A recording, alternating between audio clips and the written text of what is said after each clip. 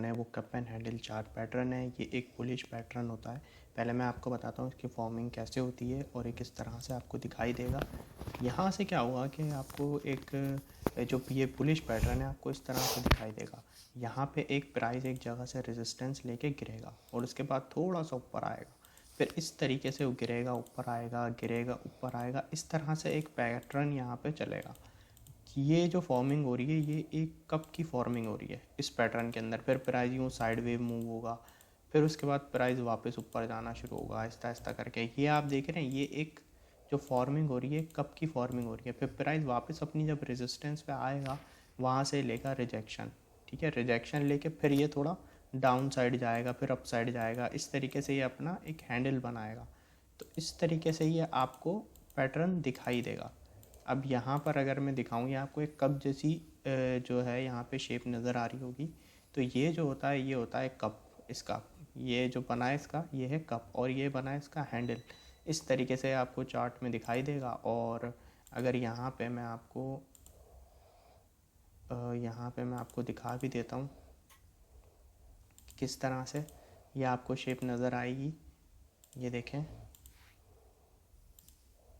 ये हो गया इसका कप, ठीक है। प्राइस जो है ना कैंडल्स में ही मूव होगा, लेकिन जो इसकी शेप होगी वो एक कप जैसी बनेगी।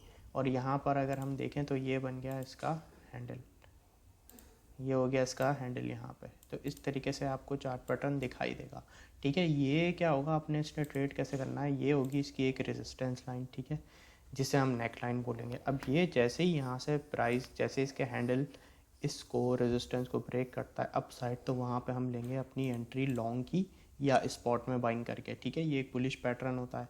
तो यहाँ पे जैसे ही प्राइस ब्रेकआउट करे तो आप यहाँ पे अपनी एंट्री ले सकते हैं, या तो लॉन्ग की या स्पॉट के अंदर। तो यहाँ पे आपने क्या करना है, अपनी एंट्री ले ली।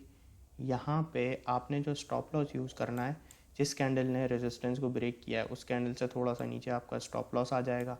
और यहाँ पे टेक प्रॉफिट आपका जो सेट होगा वो जो इसका वो है कप, उसका सबसे लो पॉइंट से लेकर उसकी रेजिस्टेंस तक का जो डिफरेंस है वो हमारा यहाँ पर कैलकुलेटेड टारगेट बन जाएगा।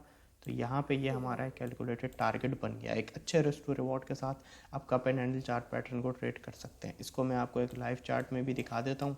ये देखें, ये एक हमारे पास कप एंड हैंडल है, ये इसका कप है, ये इसका हैंडल है, ठीक है। और ये जैसा कि मैंने बताया एक बुलिश पैटर्न है, जब ये प्ले आउट होता है तो मार्केट पंप होती है। ये इसकी एक रेजिस्टेंस लाइन है, ठीक है। अब यहाँ पे आप देखें इसकी रेजिस्टेंस लाइन है, नेक लाइन है। तो इसको जब इसने ब्रेक किया अप साइड, यहाँ पे आप देखें पैटर्न बना, ये किसका एक कप बना और ये इसका हैंडल बना। और फिर यहाँ पे जैसे ही रेजिस्टेंस को ब्रेक किया प्राइस ने इस नेक लाइन को, तो हम यहाँ पे एंट्री लेंगे। अब यहाँ पे फॉर एग्जांपल मैंने लॉन्ग की एंट्री ले ली इस जोन पे। स्टॉप लॉस मेरा जिस कैंडल ने ब्रेकआउट किया उससे थोड़ा नीचे होगा, और जो मेरा टेक प्रॉफिट सेट होगा, कैलकुलेटेड टेक प्रॉफिट, वो यहाँ पे जो मैंने सबसे लोवेस्ट पॉइंट से लेकर जो इसकी नेक लाइन तक का डिफरेंस है उसे हम कैलकुलेट करके अपना टेक प्रॉफिट यहाँ पे सेट कर लेंगे। तो यहाँ पे हम एक अच्छे रिस्क टू रिवॉर्ड के साथ जो है यहाँ पे ट्रेड करके पैसे कमा सकते हैं।